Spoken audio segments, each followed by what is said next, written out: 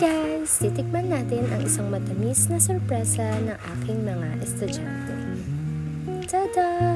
Isang cake na kulay pink na may disenyong tulips. Hindi lang ito basta cake, kundi isang simbolo ng pagmamahal at pagpapahalaga nila sa akin at may konting pang-aasar. Ayaw ko talaga sa pink at dahil regalo nito, no choice ako. Ang lambot ha.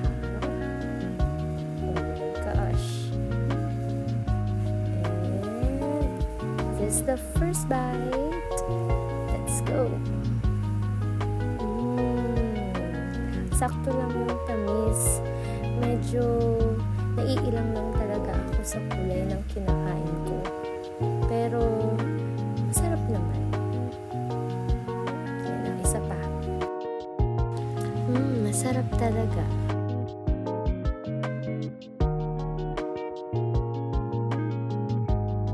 Say hi! Girlie, say hi! So, kapag kakainin ko to, dapat nakapikit yung mata ko para hindi ko makita yung kulay.